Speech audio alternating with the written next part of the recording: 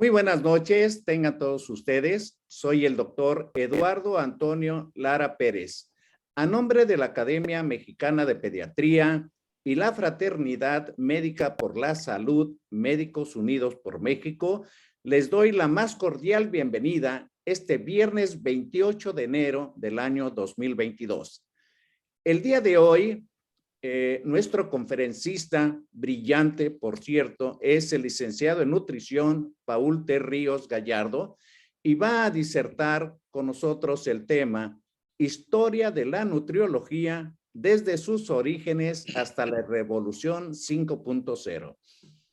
El licenciado Paul Tadeo Ríos Gallardo es egresado de la Facultad de Nutrición de la Universidad Veracruzana, ex becario internacional de la Universidad de Granada en España, ex becario internacional de investigación por la Universidad de la Mar en Beaumont, y además forma parte del grupo de la Alianza por una Óptima Nutrición y el equipo de Arturo Perea. Sin más preámbulos, cedo la palabra al licenciado en nutrición, Paul Ríos Gallardo. Adelante, Paul. Doctor, muchas gracias por la presentación y a todos los que hoy nos acompañan. Para mí, como siempre lo decimos, es un honor y privilegio poder estar con ustedes todos los viernes de fin de mes haciendo esta actividad que tanto nos gusta a nivel de la profesionalización del conocimiento en materia de la nutriología. Y en particular, es un tema especial, es un tema que orbita alrededor de la celebración del Día del Nutriólogo en nuestro país. Y es que cada año, el 27 de enero, se celebra al ejercicio de nuestra profesión.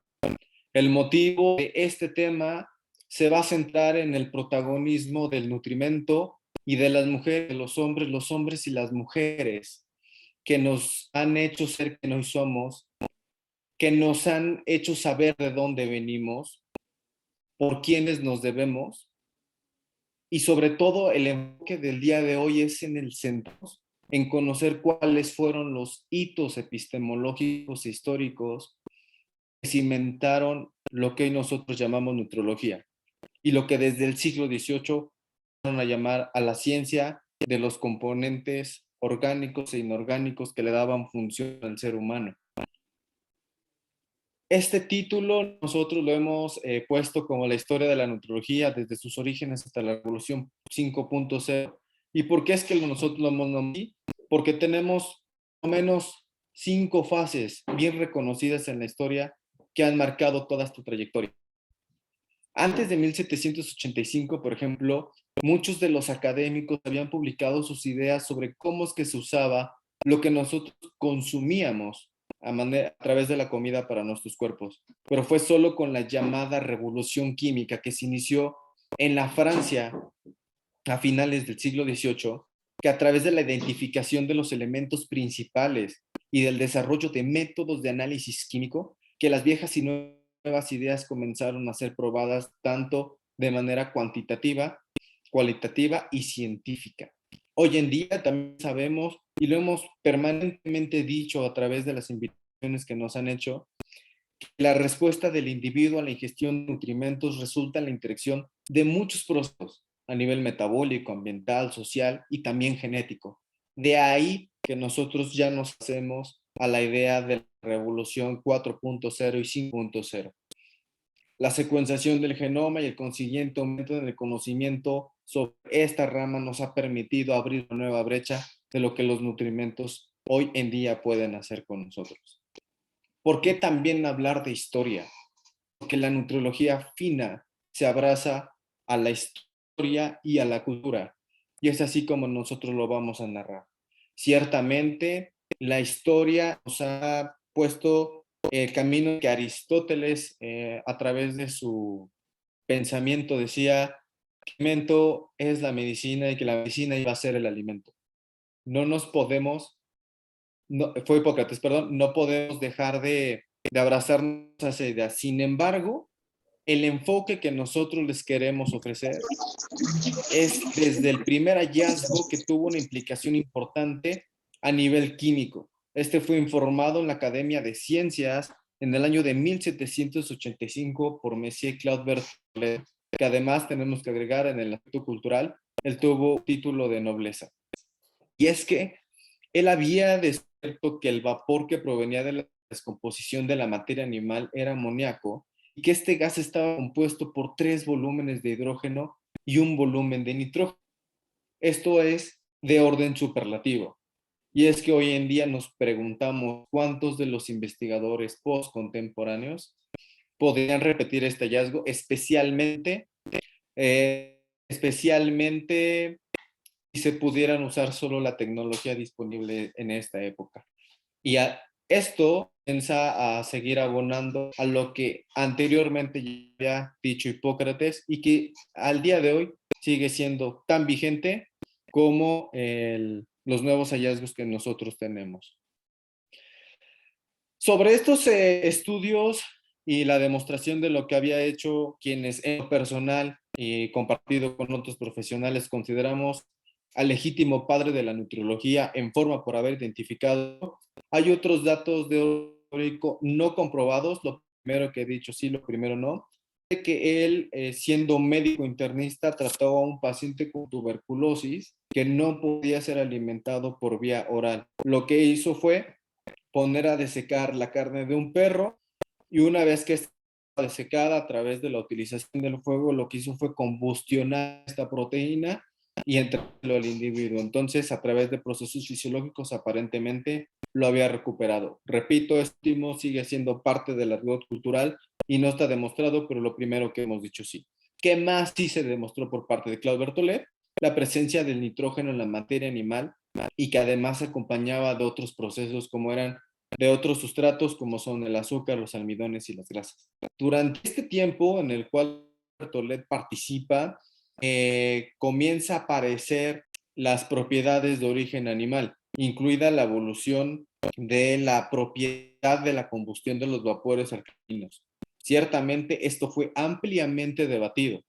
También se tomó en consideración el trigo como un alimento tan bueno que parecería que no podía contener algo diferente al gluten, sino que también tenían otro tipo de componentes derivados del nitrógeno. Es de hecho, y ya lo vamos a ver un poco más adelante en el debate histórico, que Claude Berthollet acuña el concepto de proteína a partir de la palabra francesa que significa principal. De ahí es que a él se le considera al legítimo padre de la nutrología. En esos tiempos, también otro gran químico de la historia fue Antoine Lavoisier, quien también colaboró con otra de las mentes brillantes de la Francia revolucionaria, que fue el matemático Pierre-Simon Laplace, y que juntos pararon el calor producido de un conejo en la producción del dióxido de carbono para comparar los resultados con el calor que se producía en una analogía de una vela encendida o del carbón generando calor. De hecho, tal contexto y fundamento está, de acuerdo a algunos autores, a la altura de la analogía que llegó a hacer en su momento Newton con la caída de la manzana y la gravedad.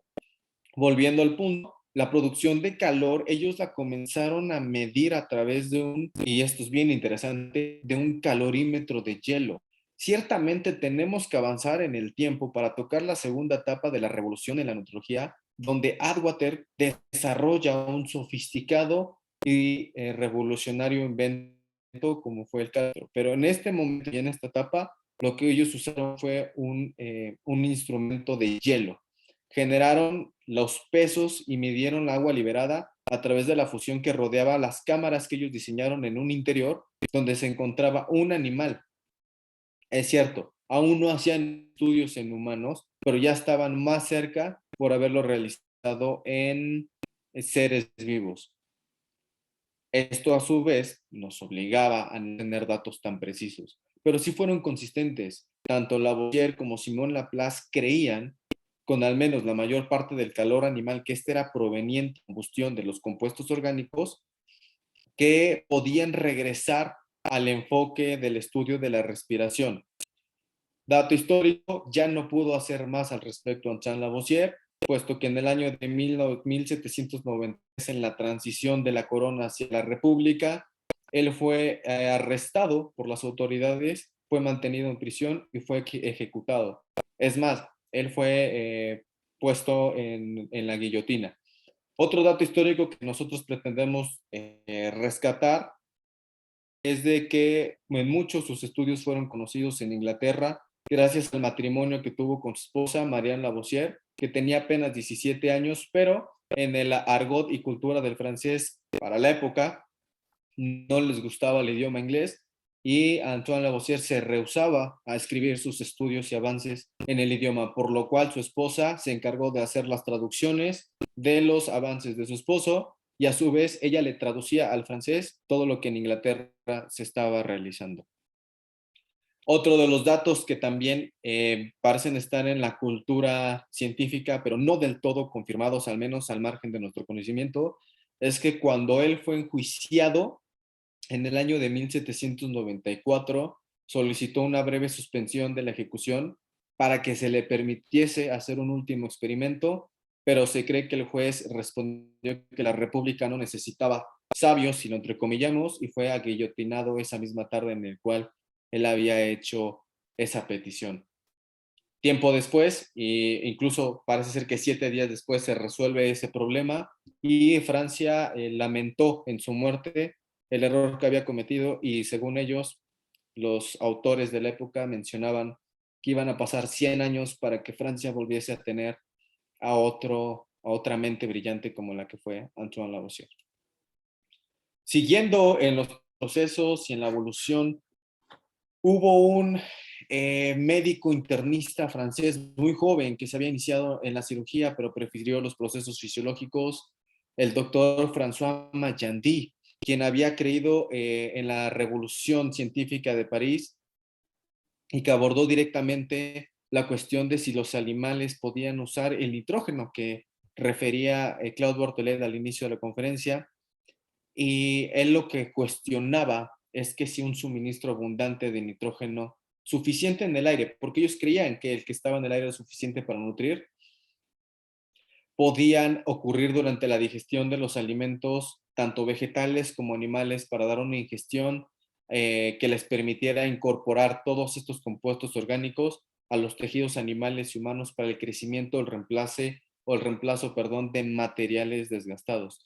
Esto es bien interesante porque dichas observaciones fueron refutadas más adelante, pero muchos años, de hecho muchas décadas después, fue nuevamente confirmado. Él realizó un experimento muy simple. Hablo de Magendie. Tan simple que uno hoy en día nos tendríamos que sorprender cómo es de que nunca se haya probado antes. Y es que lo que él lo único que hizo fue tomar un alimento que fuese aceptado como nutritivo y que no necesariamente contenía nitrógeno.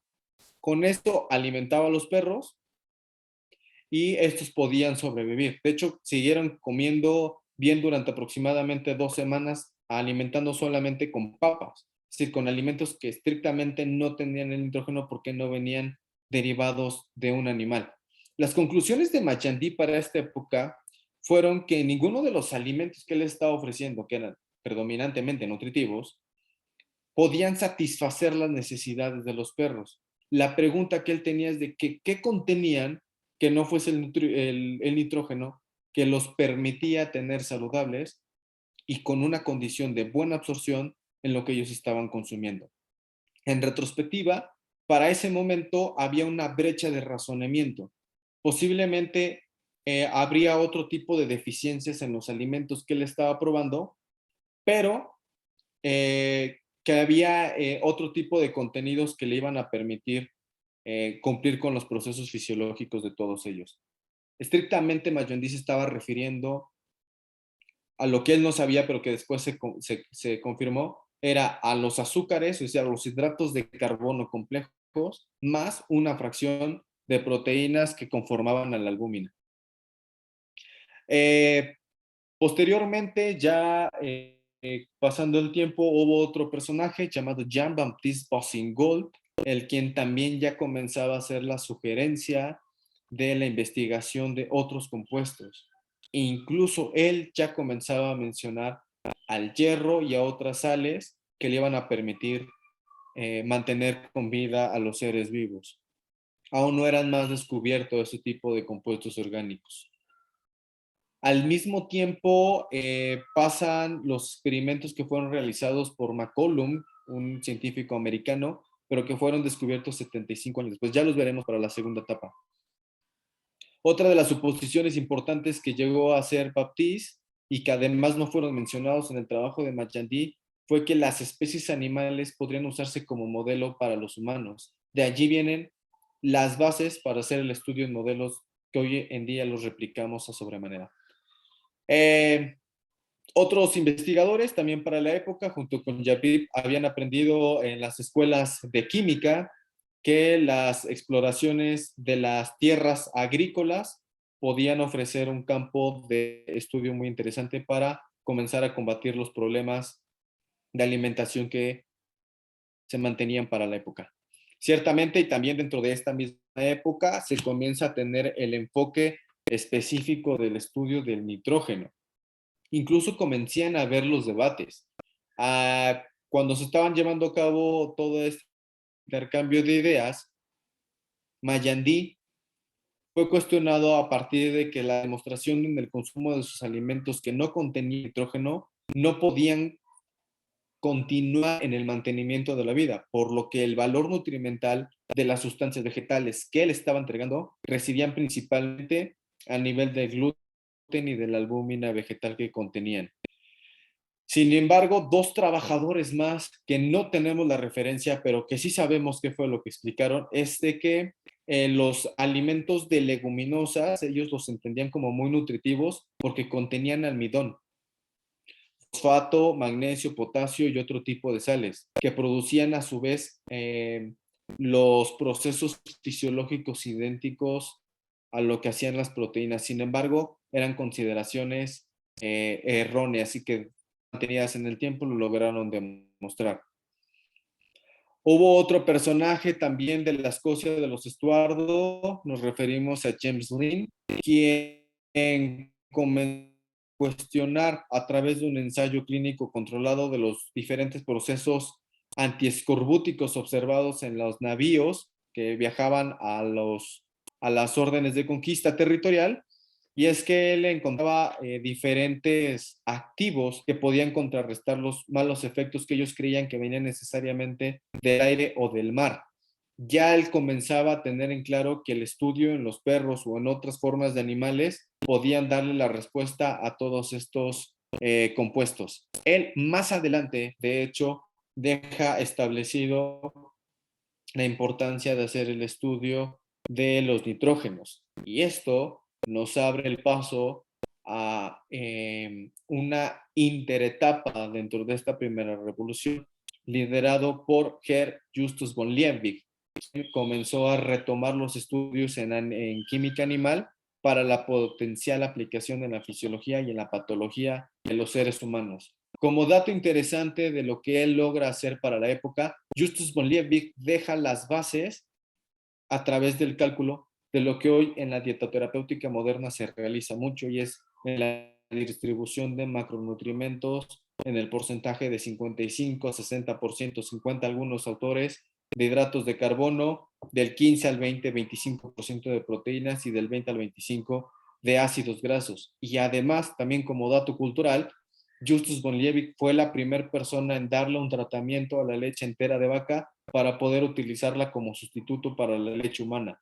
Sin embargo, sus estudios en eso se quedan. Los retoma con el tiempo Louis Pasteur y él los sigue liderando.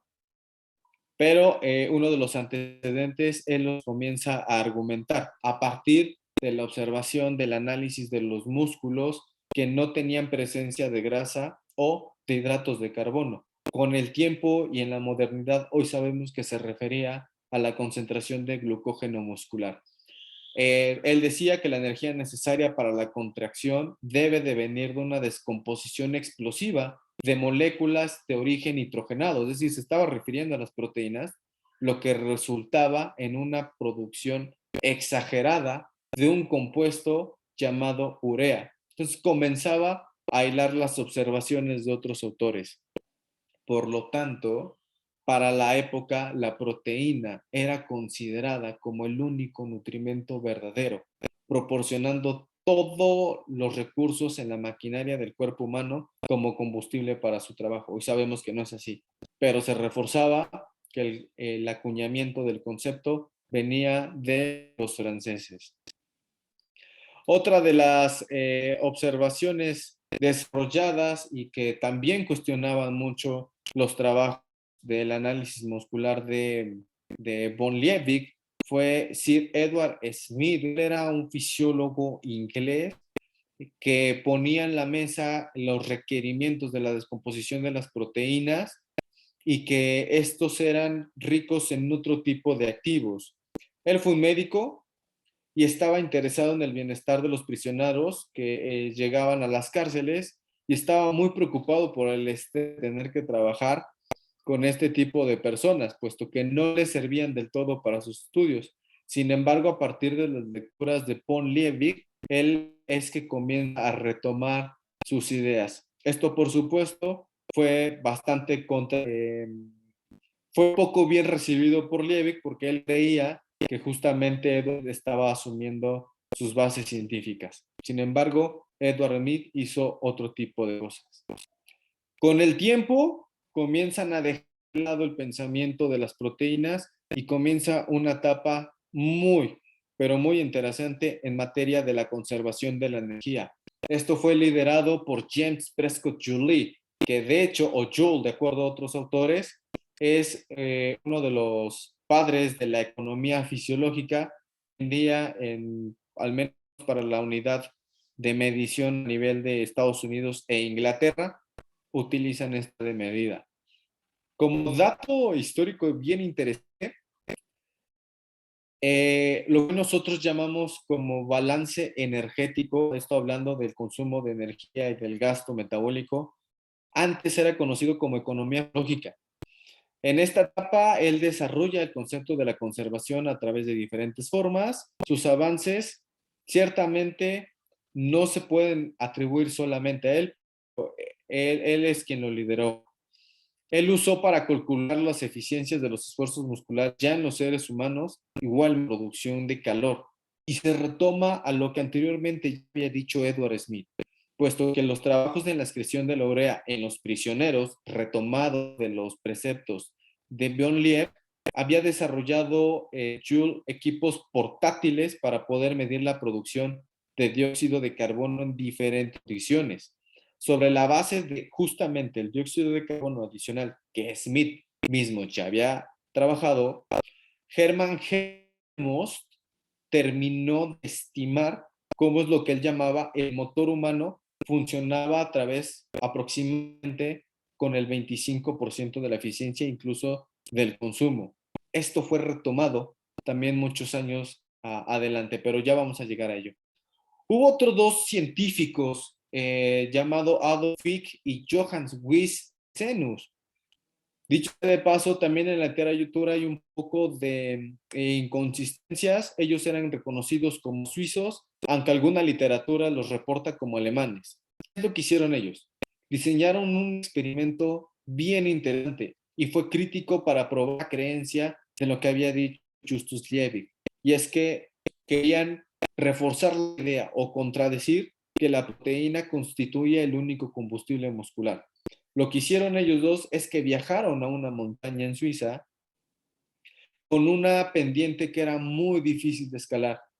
Ellos lo que hicieron fue consumir una dieta baja en nitrógeno antes y durante su experimento. Lo que hoy en día en la investigación moderna se le llama esquema A, es decir, donde tenemos un punto A, la exposición al estímulo, en B es el retiro del estímulo y regresamos a la utilización de este estímulo. Los preceptos lo utilizaron ellos.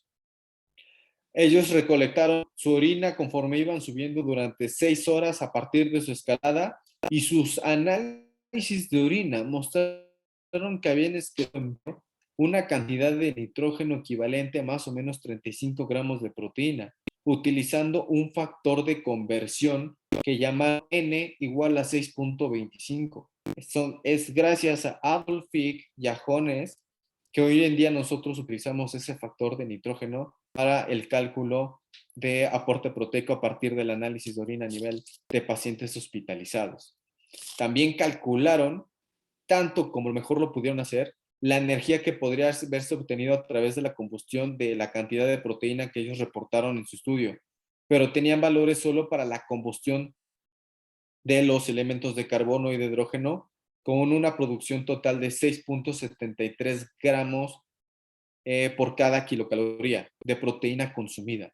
Estos avances permitieron que durante el periodo de Edward Franklin, que además era cuñado de Fick, ya lo estamos viendo, en Inglaterra, estaba desarrollando una nueva técnica para medir directamente el calor de la combustión de los alimentos y ya de la urea, que también era mencionada. Para las proteínas ya con un margen que daba un valor absoluto metabolizable de 4.37 kilocalorías por cada gramo, ya utilizando el factor de nitrógeno de 6 que habían ofrecido anteriormente.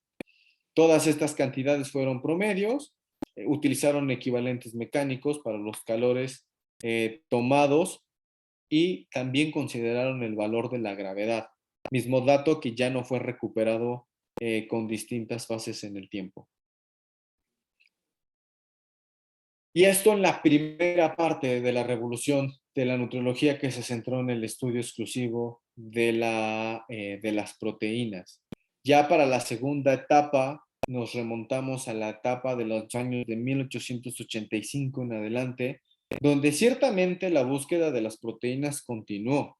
De hecho, el autor y líder de estos estudios fueron por parte de Wilbur Olin Atwater, mismo que hoy en día es considerado el padre de la nutriología en los Estados Unidos. Sin embargo, no así a nivel mundial. Dentro de la literatura se siguen peleando esa atribución entre los franceses y alemanes. Y es que, además, vale la pena decirlo, Alemania fue el primer país que se reconoce en la historia que utilizó el concepto de nutriólogos para quienes se dedicaban al estudio de los componentes alimentarios y sus efectos sobre los procesos fisiológicos del hombre y de la mujer y del hombre.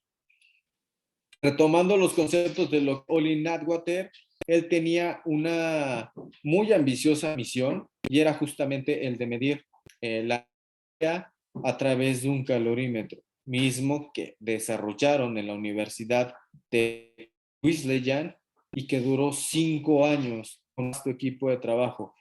Ese vasto equipo de trabajo penosamente se vino abajo, se derrumbó cuando Wilbur Warner. Él muere, todo su equipo se ve desintegrado. Incluso también la historia narra que la hija de este científico, ya sobre el yerno de su padre, se encargaba de dar notas de los estudios que él había trabajado durante muchos años porque le generaba mucha pena saber que los esfuerzos científicos de su padre habían sido disueltos por causas de su muerte. Regresando a la materia científica de lo que hizo Atwater, él también estudió los hallazgos en materia de regulación y balance nitrogenado que utilizó en su momento Carl Voigt, ya lo vamos a ver más adelante, en el cual él establece una dieta preferentemente e instintivamente constituyente por una dieta, una cantidad de proteína adecuada para individuos sanos. La estimación, de hecho, que él hace para los estudios en alemanes era de 118 gramos de proteína al día aproximadamente. Lo que descubrió Atwater es que los trabajadores estadounidenses generalmente estaban mejor y comían aún más cuando estos comían un promedio de 125 gramos al día. Mismos datos que le permitieron reconocer los asentamientos de lo que hoy nosotros tenemos para el consumo de proteínas por kilogramo de peso. Ya en retrospectiva, tenemos ahora sí que retomarnos a lo que hizo Carl von Voigt, en el que irónicamente no había duda sobre si realmente se necesitaba tanto al nitrógeno derivado de las proteínas. Y es que aparentemente lo que hizo él fue mirar a la escuela de nutriólogos alemanes como las autoridades en el campo y no necesariamente lo que estaba en los Estados Unidos. También Voigt aceptó que los vegetarianos vivían con una ingestión de proteínas mucho más bajas, podían permanecer en equilibrio de nitrógeno, pero él seguía convencido que esas personas se exponían a una forma de desventaja. En un grupo de estadounidenses, también él sugirió que la proteína que no se usaba directamente como combustible no tenían una adecuada contracción muscular, proporcionando así una energía nerviosa que sería castigada ante lo que eran los esfuerzos. Ante estos desafíos y los altos estándares de exigencia científica para la época, aparece otro destacado científico llamado Russell Chittenden. Él era profesor de química y de fisiología en la Universidad de Yale. Había encontrado también cierta certeza en los estudios, puesto que ha observado en condiciones reumáticas que después de que eran los pacientes alimentados con alimentos ricos en proteína, ellos impresionantemente se mantenían realizando actividad física y además tenían conciencia mental, a pesar de que la ingestión de estas personas era suficiente, era superior a los 40 gramos por día y que era equivalente aproximadamente al estándar de 75 kilogramos de peso que pesaban esos hombres para la época. Luego él comenzó a dar ya los primeros estudios de orden longitudinal, y es que organizó 3 ensayos controlados usando dietas bajas en proteínas. En el primer estudio, Chittenden lo que hace es, junto con otros 3 científicos, para mantener un equilibrio saludable de nitrógeno durante por lo menos 6 meses, era entregar 62 gramos de proteína en promedio, para después ajustar el peso corporal estándar. Es decir, comenzó a entregar proteínas, medía la composición corporal de los sujetos y a partir de ese peso volvía a hacer el ajuste del aporte proteico. Luego, en su segundo ensayo, interesantemente, lo que hizo fue utilizó a 11 médicos que laboraban en el ejército de los Estados Unidos y que también ellos, a diferencia de sus primeros hombres en el estudio, mantenían un buen estado físico. En ellos, al final, ya se con 7 pues nada más, y les entrega 4 gramos de proteína para mantener un nivel de rendimiento deportivo adecuado. Y es entonces a partir de que tienden con sus avances, planificación de una dieta a base de proteínas, comenzaron a reportar el concepto de la economía fisiológica a partir del consumo de lo que son las proteínas. El tiempo también comenzaba a tomar protagonismo un conjunto de brillantes científicos, pero ahora holandeses, que de hecho lideraron en mucho y tal vez en más la última parte de la segunda revolución de la neurología. Comenzaremos con lo que hizo Mulder, que él además generó una hipótesis. A lo largo de los escritos que él había observado de Boyd, de Atwater y de Chittenden, tenía la suposición, aún no declarada, de que las proteínas, todas, no importa su origen, tanto animal como vegetal, eran de las mismas cualidades. Como ya lo hemos mencionado, pues esto era sorprendente porque la hipótesis que Mulder realiza, incluso sobre las cantidades de alimentos de origen vegetal a partir de las leguminosas, no dieron esos resultados. Y es que ya a partir del siglo XIX, con el colapso de su propia teoría, era de que los trabajadores en materia de nutrología se comenzaban a asumir como incompletos a partir del consumo de este tipo de alimentos de no origen animal. E incluso para la época y dichos estudios reportados fueron utilizados por ciertos focos de mercado y le comenzaron a dar un valor cada vez más caro a los alimentos de origen animal en comparación de los alimentos de origen vegetal, privilegiando solamente a las clases más adineradas. Más comenzaron a descubrir a partir de los reportes de AdWords que fueron además contradichos o que fueron reales a la aceptación de lo que ellos decían, comenzaron a descubrir a la fibrina y a la alanina dentro de alimentos de origen vegetal.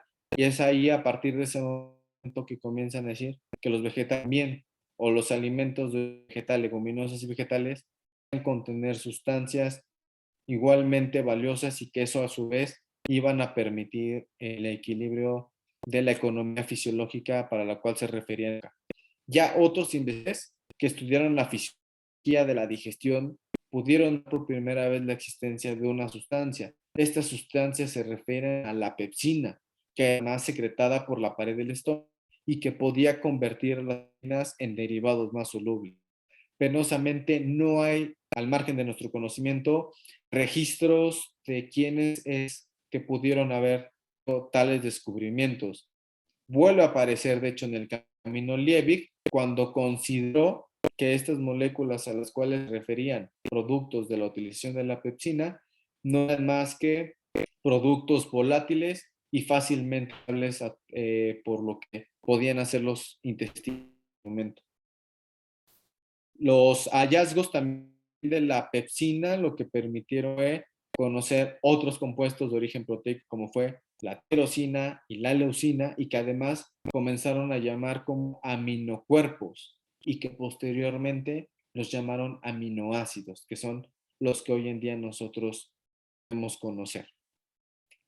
Ya finalmente, para lo que era esta primera parte de los años 900, aparecen dos protagonistas nuevos. El doctor Frederick Wolfgang Hopkins, que es con quien voy a iniciar, que tuvo además en su colaboración al doctor Sidney Winehouse-Cole, que ya también lo vamos a mencionar, y es que ambos aislan el aminoácido del triptófano conteniendo un anillo de una parte estructural llamada indol de herido enzimático, y pudieron demostrar que este se destruía en condiciones de hidrólisis ácida. Ya luego, en el año de 1906, Hopkins y otros pudieron informar que los ratones que recibían un compuesto llamado ceína, no contenía triptófano, era la única fuente de proteína que les permitía mantenerse vivos durante tiempo. Así también comenzaron a entregar las primeras formas de suplemento, esto en forma de triptófano. Cabe mencionar, y penosamente, nosotros no tenemos conocimiento de la representación física de Winehouse-Cole, para que los permitan darle a esta persona, lo cual para su reconocimiento citamos el nombre, buscamos la heráldica de la Universidad de Cambridge, junto al diamante como lo actualmente se utiliza en los memoriales. Para 1909 también aparece otro científico llamado Emil Abderhalden. Este lo que hizo fue descubrir que los perros adultos podían permanecer en equilibrio de nitrógeno toda vez que los hidrolizados ácidos de las proteínas que estaban recibiendo estaban completos en aminoácidos. Sus resultados ciertamente no probaban que el triptófano se utilizara para la síntesis de proteínas porque no observaba, pero sí mostraban que este compuesto orgánico tenía alguna función esencial de orden de crecimiento longitudinal.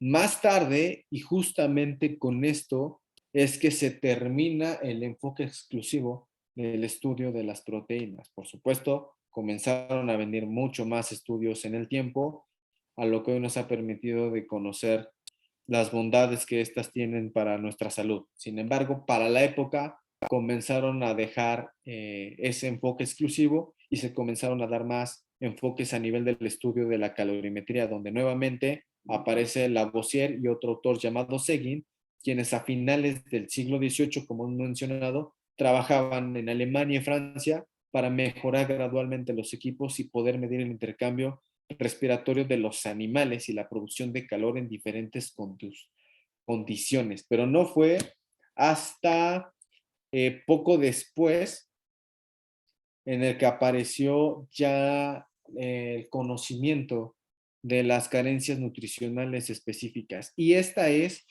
muy, pero muy probablemente la etapa más sensible en el conocimiento de los nutrimentos para la época. Para las fases de la propuesta que nosotros les traemos para hablar de la Revolución 4.0 y 5.0, donde se habla de la nanotecnología, de la robotización, del estudio profundo de la epigenética y del microbioma, en muchos se asentaron los procesos en esta época en el conocimiento de las carencias específicas. Nos tenemos que remontar a lo que hizo en su momento Ralph Stockman.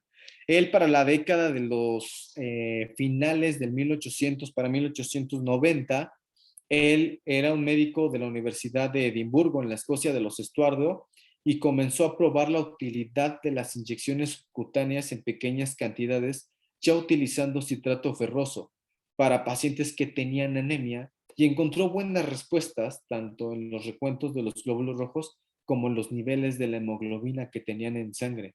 Y luego le dio a otros pacientes cápsulas recubiertas con un compuesto llamado queratina, que además contenían el sulfuro ferroso. Sus teorías eran sumamente prevalentes y fueron revolucionarias para la época. Sin embargo, también comenzó a hacer estudios en individuos que no estaban tan críticamente dañados por la carencia de hierro, y se dio cuenta que a través de la alimentación los podía tener en un mejor perfil y no observar los verdes. De hecho, para la época, ellos llamaban a la anemia como anemia clorótica o clorótica verde. Algo que es bien interesante y que nos debe de permitir la reflexión hoy vigente es que él consideraba que no solamente con la cantidad de consumo de pan, mantequilla, poco de carne, que era muy habitual en Inglaterra para la época, máximo ellos podían acumular 5 miligramos de hierro, cuando los individuos mejor nutridos por él, a través de diferentes alimentos de origen animal, alcanzaban hasta 40 miligramos por kilogramo de peso. Él, a través de sus estudios, comenzó a diseñar estudios controlados y aleatorizados, en el cual hizo cohortes de 5 dietas que, ojo, eran además de orden real, es decir, patrones alimenticios de gente que pertenecía a las cortes de la corona inglesa, que consistían principalmente en té, leche, pan y mantequilla, y se comenzó a dar cuenta que apenas ellos podían alcanzar hasta 3 miligramos de hierro, en comparación de las personas con las que él estudiaba, que le suplementaba aún con mucho más. Este trabajo de Stockman ilustra la importancia de los procedimientos analíticos muy específicos y cada vez más precisos. Y es que él, a manera de quote, decía que los procedimientos ineficientes podían inducir errores a los investigadores sobre la causa de un problema clínico. Me parece, o nos parece, que vale la pena recuperar esos conceptos al día de hoy, porque son patrones que se siguen observando. Pasando el tiempo, para la década de 1880 en Japón se había desarrollado una armada utilizando los buques de guerra construidos en la Europa, y empiezan a emplear las prácticas generales de lo que habitualmente se estaba haciendo en Occidente. Comienzan a hacer la observación en marineros que padecían de la enfermedad conocida en el Japón como kake, pero que pronto fue reconocida que era la misma que se llamaba beriberi, tanto para Asia como algunas partes de Europa, y que además llamaron polineuritis. Esto fue caracterizado por lo que hoy clínicamente también sabemos de la debilidad, pérdida de la sensibilidad en las piernas, y luego posteriormente a la insuficiencia cardíaca y algunos procesos de disnea. Fue Kanehiro Takaki, que por cierto fue un médico naval cirujano, que recibió formación de posgrado en Inglaterra y que por lo tanto estaba empapado en materia del contenido nutrimental de algunos alimentos y que sus carencias podían generar enfermedades. Recupera también los estudios de análisis tanto de Boyd como de Chittenden, que ya hemos discutido anteriormente, y cuando él comienza a viajar a Nueva Zelanda, se da cuenta particularmente que la mitad de su tripulación estaba enferma de beriberi y que incluso 25 personas habían muerto.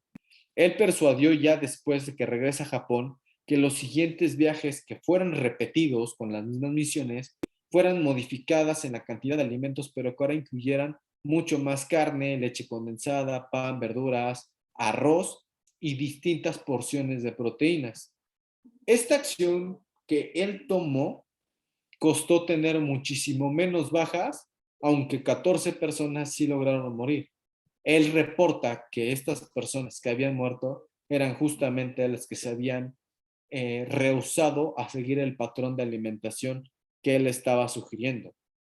Poco después aparece, y de hecho es en el mismo periodo, el autor Peckel Haring, es Cornelius Peckel Haring, que también era además de toda la corteza de científicos holandeses.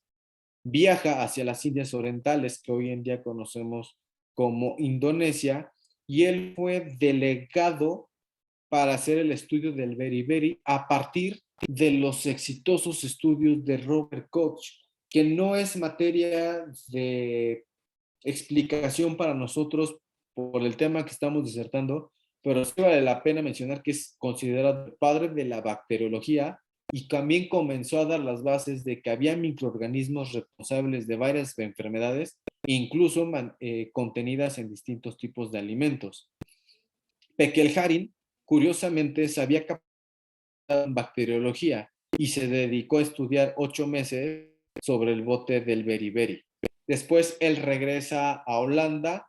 Es interesante mencionar que él regresa enfermo, también regresa con carencias nutricionales específicas y sus exámenes sobre las autopsias que él realizaba a estas personas que padecían afectaciones por degeneración neural consecuencia del beriberi, reporta que no habían encontrado las bacterias que había explicado en su momento Robert Koch, y es entonces que le ceden la misión para ir a estudiar a uno de los que, que en lo personal me sorprendió mucho por las aportaciones que hizo, que fue Christian Ekman. Él fue uno de los individuos que más se dedicó al razonamiento y el estudio de las carencias nutrimentales y que de hecho deja las bases para lo que posteriormente hiciera Fick. Pekelvarin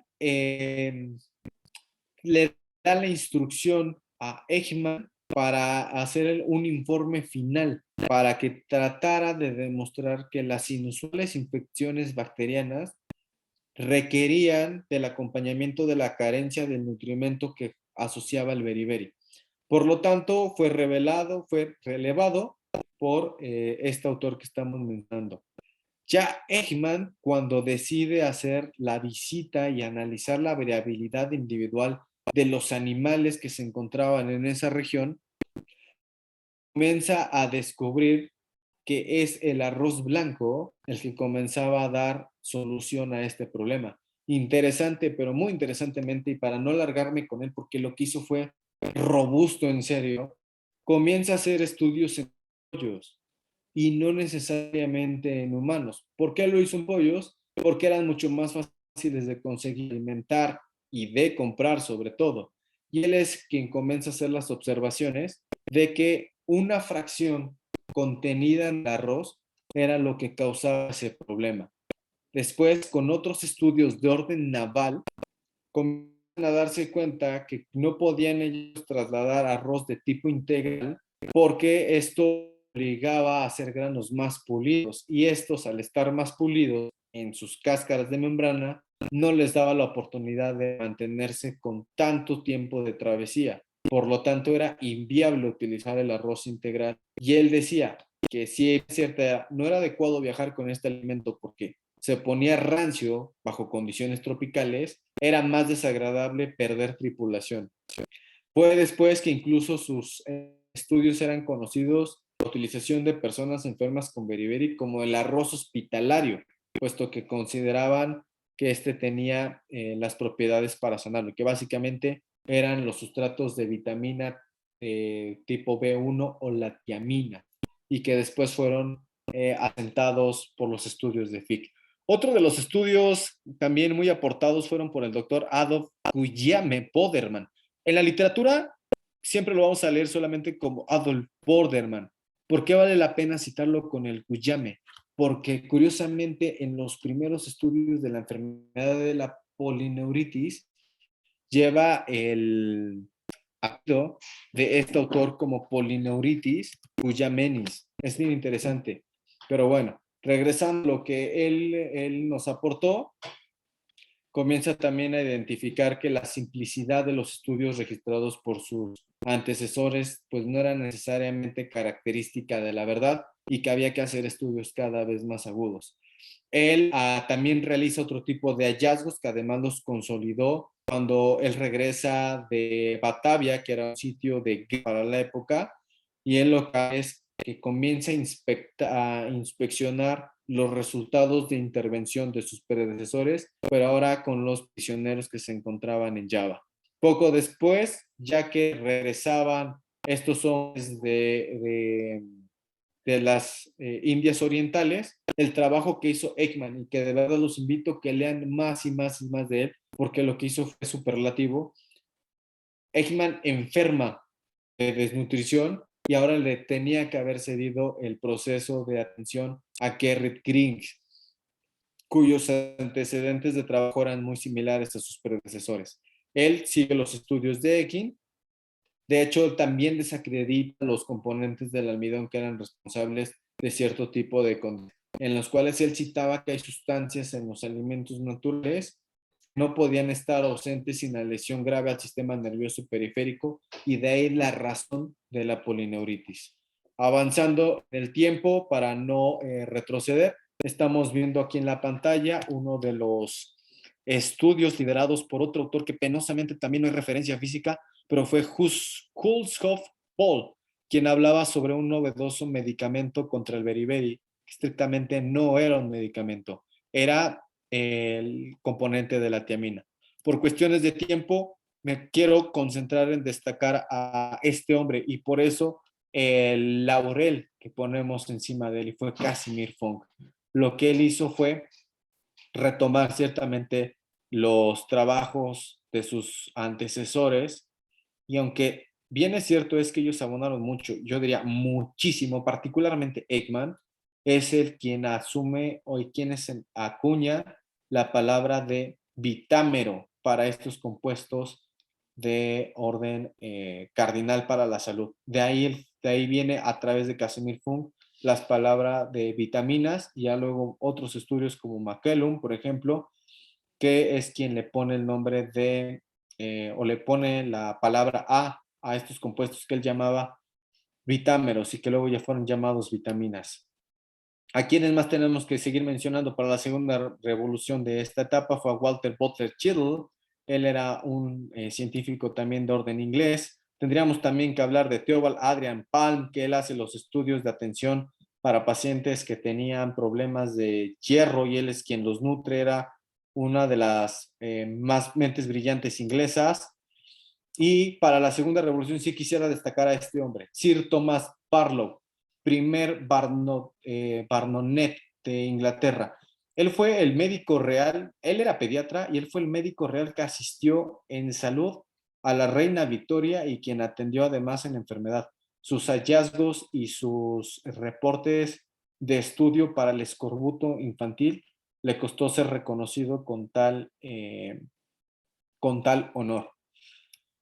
Luego, para la tercera revolución, ya iniciada a partir de 1902, este es un proceso de transición porque se deja el estudio exclusivo de las vitaminas en cuanto a sus descubrimientos y hallazgos para darle paso al estudio de lo que para el siglo XX fuese el descubrimiento del nutrimento más importante. Hablamos del ácido fólico. Aquí también hay un debate histórico muy interesante. Para algunos, particularmente para el doctor Carpenter, Lucy Wills es la legítima descubridora del ácido fólico. Ella también se va a hacer estudios a África. Ella se comienza a dar cuenta que hay hojas de color verde que tenían un compuesto que les permitía mantener más saludables a los individuos. Sin embargo, hay algunos autores que le atribuyen el descubrimiento del ácido fólico a Herschel Mitchell. Y es que él en la historia es reconocido por haber descubierto y aislado este componente. Entonces es un tema como que un poco de debate, pero lo que sí no podemos dejar de descartar es de que Lucy Wells fue una destacadísima hematóloga y nos dejó el descubrimiento de lo que para algunos consideramos el nutrimento del siglo XX, pues este nutrimento se ha descrito con la capacidad de realizar el metabolismo de un carbono, la metilación, etcétera, para lo que fue ya la revolución 4.0 con el epigenoma. Para la tercera revolución, en la transición, aparece el matrimonio de investigadores George y Mildred Bohr, aunque penosamente en la literatura solamente se lo atribuyen a George, nosotros sí se lo reconocemos también a Mildred. Ellos hacen el descubrimiento de los ácidos grasos y comienzan a demostrar en sus estudios que tanto el DHA como el EPA no solamente eran compuestos que se encargaban de dar energía y almacenamiento, sino que tenían un peso específico a nivel del neurodesarrollo y de la salud cardiovascular, y que posteriormente otros autores se encargaron de demostrar lo que ellos hicieron.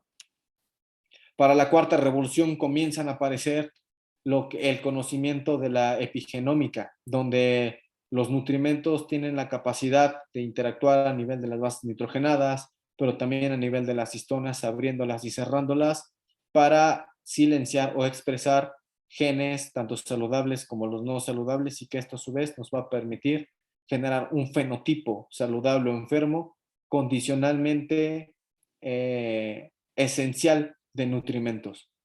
Aparece también el estudio de lo que es el microbioma, la interacción que tenemos nosotros con ellos, las funciones para la salud o para la enfermedad que estos pueden influenciar y cómo es de que los nutrimentos los van a regular. Y para la última revolución, la 5.0, la de la smartificación, pues es algo que básicamente ya nosotros podemos palpar, y a través de este interesante esquema que propone Lancet es de cómo la continuidad de la salud va a ser observada a través de la prevención, diagnóstico, tratamiento de orden virtual y a través de todas las técnicas de abordaje, diagnóstico y de tratamiento que hoy en día nosotros tenemos, y que por supuesto los nutrimentos no se alejan. De mi parte y de todo el equipo, muchas gracias. Nos habría encantado hablar todavía muchísimo más de lo que tenemos nosotros en la historia, pero es amplísimo. Como mensaje final, en los 3 minutos que me quedan, pues me gustaría decir que hoy en día, en pleno 2022, la nutriología debe de nutrir y de ejercerse con la dignidad de la medicina interna, que es de donde nace, particularmente en Francia, y con todas las aportaciones que han hecho mujeres y hombres para nuestra ciencia. Lo platicaba poco antes con el doctor Lara, antes de entrar en la transmisión. Parecería a la luz de mucha gente que la nutriología es una ciencia nueva. La nutriología tiene muchos siglos, tiene muchos hitos que nos han permitido ser y estar en donde estamos. Y pues bueno, de nuestra parte, pues muchísimas gracias, doctor. Muchas gracias, licenciado en nutrición, Paul Ríos. De verdad que es un viaje a través del tiempo, de los recuerdos y los conocimientos que en algún momento recibimos, y de cómo con la práctica a través de los años les vamos dando una aplicación práctica. Me hiciste recordar acerca del beriberi en pacientes con problemas intestinales que causaban problemas muy serios en niños y que afortunadamente cada vez lo vemos menos.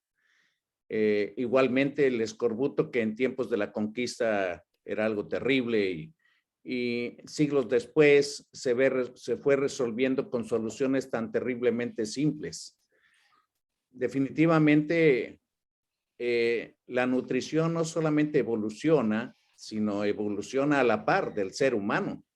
Hay que recordar que parte de lo que es el Homo sapiens fue la gran diferencia nutricional a partir de la cocción de carne, de proteína, de animales, y se desencadena un gran salto evolutivo para lo que es actualmente el Homo sapiens.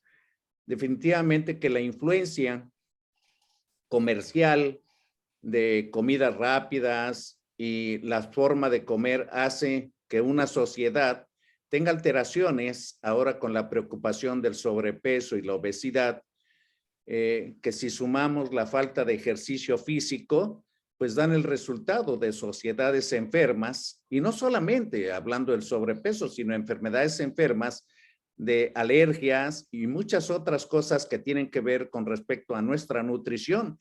Y la nutrición no la podemos separar prácticamente de nada, del rendimiento escolar. Lo podemos también correlacionar con la calidad de crecimiento y desarrollo. Lo podemos correlacionar también con algunas enfermedades inmunológicas. Entonces es amplísimo y de una gran aplicación. Yo reconozco grandemente que la nutrición de verdad, la de a de veras, no es solamente hacer dietas. No, no, no. Es algo verdaderamente muy complejo, muy serio, muy científico, y que afortunadamente tenemos en México gente prestigiosa, una nueva generación de nutriólogos que tú encabezas. Gracias, doctor. No sé, me parece que el doctor Perea quisiera hacer algún comentario. Gracias, Eduardo. Muchas gracias a Paul. Buenas noches a todas y a todos. Efectivamente, y usando algunos conceptos que ya has vertido, Eduardo, y también parte de lo que es la concepción que tiene Paul de la nutriología en nuestro tiempo, es que se está dignificando, en palabras de él, un área que desde lo que es la medicina moderna de carácter hipocrática se establecía. Y creo que es algo que desafortunadamente se olvida, ¿no? Y Paul y el equipo de nutriólogos que ustedes conocen y que trabajan con nosotros frecuentemente, nos han llevado a un terreno de reflexión a nosotros que ya tenemos un tiempo en la práctica de la asistencia y de la medicina, y que yo en lo particular estoy convencido de lo que tú acabas de decir, que no hay escenario clínico en salud o en enfermedad en donde la nutriología debe ser aplicada. Y nosotros tenemos un precepto fundamental, que es: no puede considerarse una evaluación clínica en el ámbito de la pediatría sin que se haya hecho un diagnóstico del estado nutricional de la pequeña o pequeño que estemos evaluando, porque verdaderamente incide directamente para patrones de salud o patrones de enfermedad, como lo acabo de decir. Esta reseña amplia, detallada que ha hecho Paul de la historia de la nutriología, hoy día tiene en definitiva una aplicabilidad que invito a todos los que la han escuchado llevarla a la práctica, porque la ciencia que puede tener la nutriología se simplifica a través de un cribado que todos hagamos de manera simple, sencilla, y que se aproxime fuertemente al diagnóstico que con profundidad los nutriólogos podrían hacer con evaluación clínica y bioquímica, pero que ese cribado práctico se ha quedado por ahí en el cajón, y yo los invito a que lo retomen. Felicitaciones nuevamente a Paul y a Lalo por el tema, y un saludo a todos. Muchas gracias, académico doctor Arturo Perea Martínez, por su comentario siempre tan acertado, tan claro, tan preciso.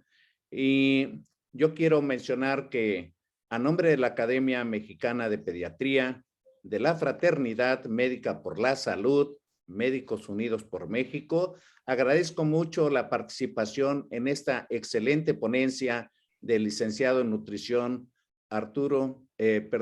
Paul Ríos Gallardo. Muchas gracias a los que asistieron, y este video estará en nuestro canal de YouTube a su disposición. Muchas gracias y hasta pronto.